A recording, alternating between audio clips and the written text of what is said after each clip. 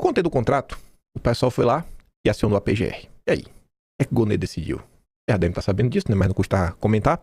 Gonê não vê pressão de Dom Pedro III, nem ilegalidade em contrato de esposa e arquiva a investigação. O PGR diz que não há como aprofundar revelações feitas pela imprensa. E o ministro negou as acusações. A única parte curiosa dessa matéria, além da manchete que já resume tudo, é que o Aguirre Talento faz questão de destacar para os leitores do Estadão, né? Porque vai que o pessoal não saiba disso. E essa é a primeira manifestação do Gonê sobre o caso. E que o Gonê, ele foi indicado para a PGR com o apoio de Dom Pedro III. E mantém, né, uma ótima relação com o ministro, que foi relator do processo tratando a golpista. E também uma ótima relação com o Supremo como um todo. Aí o ex-procurador, ex-desembargador Walter Maierovitch, tá lá na UOL, falando impropérios. Uma fala muito antidemocrática, né? Eu não consigo concordar com ele. Estou mostrando aqui para vocês verem os absurdos que o consórcio, né, acaba por falar no dia a dia, que você fica assim de cara. Escute só isso aqui. Infelizmente não. Mas eu queria dizer, antes de encerrar, uma única coisa, e que me parece fundamental. E eu vou encerrar com essa frase, e que diz respeito à decisão do Gonê, que estava impedido. Ele é suspeito porque ele foi colocado no cargo pelo Alexandre de Moraes e pelo Gilmar Mendes, mas eu gostaria de colocar uma frase a respeito do contrato de advocacia que foi celebrado com a esposa do Moraes.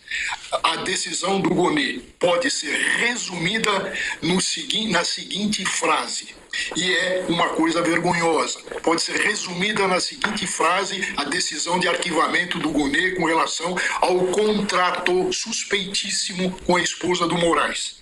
O Gonê, em outras palavras, usou a seguinte frase popular: nem tudo que é imoral é ilegal. O contrato era imoral e o Gonê entendeu que era legal. Tá certo. Tá certo, né? Tá errado? Tá errado? Ah, tá bom. Eu tô preocupado com as ilegalidades. Aí, enquanto o consórcio tá falando, a fala democrática, né? Que o contrato é imoral. A nossa querida esquerda brasileira, a esquerda petista, né? Ali, Beta Bastos. 2 postagens de uma mesma pessoa, no mesmo dia. E, a priori, foram feitos com 11 horas de diferença. Primeiro, a Beta Bastos escreve: venho dizendo isso desde o início, o tempo confirmou. A manchete do Brasil 247 apenas reforça o que estava claro, o suposto contrato nunca existiu. Nunca existiu. A acusação foi construída no vazio, repita sem prova e usada como arma política, enquanto muito blá blá blá blá blá. Aí tá ali, ó. Contrato de 129 milhões da mulher de Moraes não existe. Não existe. Não existe. Aí depois ela volta. O contrato existe e isso agora está devidamente esclarecido nos autos. Há, de fato, um contrato privado entre o Banco Master e o escritório de advocacia de Viviane Barça de Moraes. Isso é o lulismo, sabe? O petismo realmente é um movimento emburrecedor. Lula e sua turma emburreceram os seus próprios apoiadores. E tá lendo a notícia da G1, né? PGR descarta a ilicitude e arquiva pedido para investigar Dom Pedro III e esposa no caso do Banco Master. Não é só o Brasil 247 e a Beta Bastos que vieram culpar porque o contrato não existia. A lenda, esse aqui é o top 1. Eu já vi gente louca na minha vida, mas igual o Thiago dos Reis, dente de Mentex, esse daqui tá pra nascer, viu? Até o Verdivaldo perdeu a cabeça. Verdivaldo perdeu a cabeça. Perdeu as estribeiras e mandou: se as leis valessem para todos, Thiago dos Reis e essa pessoa teriam suas contas suspensas e seriam presos por fake news ao negarem o contrato do Banco Master com a esposa de Dom Pedro III. Mas são petistas, defensores de Dom Pedro. As leis não se aplicam a eles. Essa é a justiça atual. Escute isso aqui, escute essa pérola. E a Malu que compartilha tá ali, ó. A casa caiu pra Globo. A casa caiu, viu? Agora a casa caiu pra Globo e pra Malu Gaspar. O jornalista Eduardo Guimarães, que tem boas fontes, acaba de dizer que o contrato de 129... O jornalista Eduardo Guimarães escreve no Brasil 247, viu? Só pra te deixar pá. milhões da esposa do Alexandre de Moraes com o Banco Master é fake. É fake. Quem falou desse contrato primeiro foi a Malu Gaspar, só que ela não apresentou nenhuma prova. Segundo Eduardo Guimarães, esse contrato não tem assinatura de ninguém. É um contrato fake. A Globo simplesmente inventou que tinha um contrato para gerar indignação e aí passou a criar outras mentiras contra o Alexandre de Moraes. E aí começou um ataque coordenado da imprensa contra o Alexandre de Moraes. Aí você vê que coisa. Lembrando que o caso do Banco Master é um caso aí que envolve os maiores banqueiros do Brasil. E um dia antes da fake news da Malu Gaspar, o André Esteves, que é o banqueiro mais poderoso do Brasil, se encontrou, sabe com quem? Com o Flávio Bolsonaro. Aí você tira suas próprias conclusões. Se isso aí se confirmar, o que vai ter de gente sendo processada, ai. Ai, ai, ai, ai, ai. Foi culpa do Flávio Bolsonaro. Parabéns, Flávio Bolsonaro. Foi isso que aconteceu, gente. Flávio foi lá na casa do André Esteves, criou a fake news. Ele fez uma videochamada com o Gabinete do Ódio. Ligou, falou, Dedé, temos aqui, ó, um plano do Gabinete do Ódio. E aí cooptaram o Dedé. E aí Dedé ligou pra Malu Gaspar. Aí tem que vai chegar, né? Com a relação da Malu Gaspar com o Dedé e com o Lauro Jardim também, viu? O pior é se pesquisar e achar alguma coisa. Aí falou, Malu, esse aqui é o plano do Gabinete do Ódio, vamos nessa, e aí tá aí. Mais uma vez, é por isso que a democracia dá sempre risco, gente. Vocês estão vendo o nível de loucura que esse país vive? Isso daqui eu acho, na minha concepção, é porque eu não sei como é que já tá a mente das pessoas hoje, né? No dia a dia. As pessoas que ainda não estão politizadas. Mas você pegar aqui, pô, postagens como essa, sabe? Você bate aí uma foto, bate um print, guarda com você, pra quando você encontrar uma pessoa moderada, você mostra. Aí tu vai lá no Telegram, manda esse vídeo, já tá baixado, só baixa, deixa salvo no teu celular. Aí tu mostra, fala, cara, tu tá vendo o que tá acontecendo? Isso aqui é o petismo. Isso aqui é o petismo. Esse maluco aqui tem mais de 1 milhão de seguidor. Tem mais de 1 milhão de seguidor. Esse é o Brasil. Como que o Thiago dos Reis, o Thiago Resiste, tem mais de 1 milhão de seguidor pra falar uma coisa dessa? Aí, tu tem que aturar. Peraí que ficou fora de ordem. Era pra primeiro isso daqui antes de falar do Pedro Doria. Aí, pro outro lado, né? No mesmo 247, o Atushi, o Cooper Atushi tá sendo meio termo, né? Aí a tia lá tá mais pro PT, né? Xandoísmo. E o Breno Altman tentando dar um saculejo aí nos dois pra ver. Pelo amor de Deus, gente, vamos acordar, né? Tem coisa que não tá dando pra gente ficar passando pano. A Etsuki postou isso dizendo, né? A esquerda correu lá pra segurar o bebê diabo. Segurar o bebê diabo é a resposta do silêncio à provocação feita por Breno Altman sobre o trauma eletivo da esquerda. Aí nesse mesmo vídeo depois, eu tô recorte na sequência, que é do Ruizão, eu só passo. Vamos ver primeiro o Breno Altman.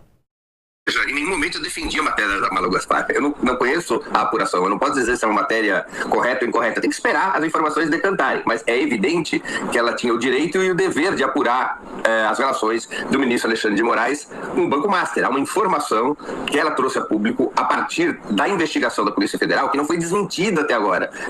Nem pela mulher, nem pela esposa de Alexandre de Moraes, nem pelo próprio, nem por quem quer que seja. Essa é a base da investigação. Uma informação desse tipo, ela não pode simplesmente ser desprezada pelos jornalistas. Mas enfim, qual é a brincadeira que eu proponho? Substitua Alexandre de Moraes por André Mendonça. A mesma matéria, exatamente a mesma matéria. Substitua Alexandre de Moraes por André Mendonça. Substitua Galípolo por Roberto Campos Neto. E haveria o mesmo furor contra a jornalista, ela seria transformada numa heroína das redes sociais. Mas aí tem uma coisa, né, Breno, pregando essa brincadeira. É porque a gente ficou muito traumatizado da atuação da mídia no passado, do que aconteceu aqui a partir da Lava Jato. Eu acho que é uma questão também de desconfiar sempre dessa mídia corporativa. Perfeito. E do Alexandre de Moraes, cujo papel foi pior que o da mídia corporativa no passado, em relação à Lava Jato? Concordo com você, mas... Então nós estamos escolhendo trauma. Então é trauma eletivo, porque nós conhecemos o papel que a imprensa teve em relação, a imprensa de direita teve em relação à Lava Jato. Olha, nós temos que tomar cuidado com os nossos traumas. Porque nós não podemos achar que, em função do que aconteceu no passado, o presente será uma simples repetição. Nós não podemos partir do pressuposto de que, como a imprensa de direita teve o papel que teve na Lava Jato, tudo que vier a sair na imprensa de direita é em si mentiroso. Não funciona assim. Por que o papel que teve Alexandre de Moraes na Lava Jato não tem o mesmo peso se ele foi, por exemplo, um dos ministros que votou contra o habeas corpus a favor de Lula em 2018 e essa decisão é que levou Lula à prisão?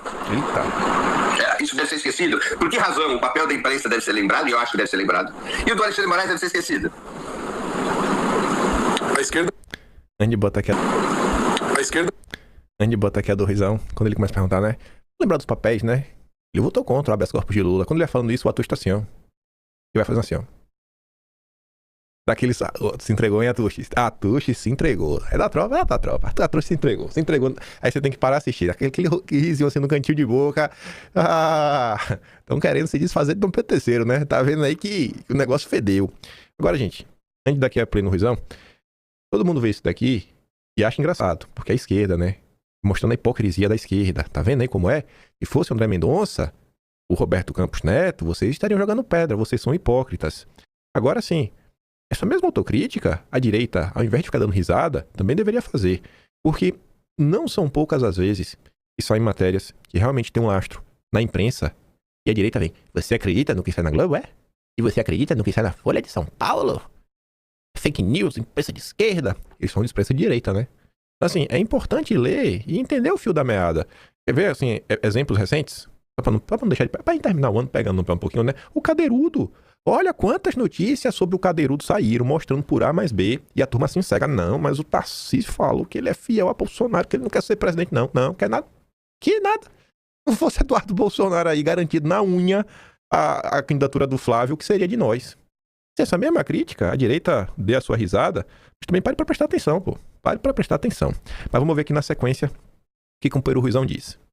A esquerda, pelo jeito, né, ela tá agarrada no Alexandre de Moraes, não consegue se separar. Se o Alexandre de Moraes afundar, ela vai afundar junto. Eu fico até comovido de ver a ingenuidade das pessoas que estão defendendo o Alexandre de Moraes. Eles não têm nenhum tipo de cálculo político. Nós não vamos defender o Alexandre de Moraes porque a gente nunca defendeu o Alexandre de Moraes. Agora, o ônus das medidas antidemocráticas e do escândalo político do Banco Master, e sabe-se lá mais o que pode acontecer aí, quem vai ficar com esse ônus vai ser a esquerda, porque a burguesia já tirou o corpo fora. O grande capital já falou, não, toma que o filho é teu, para a esquerda. Quando na verdade o filho é deles. E a esquerda correu lá para segurar o bebê diabo. Vou falar, meu queridinho, meu nenê. E se o escândalo prosseguir, mas também vou dizer, se esse escândalo não prosseguir, vão vir outros. A esquerda vai ficar carbonizada junto com o Alexandre de Moraes.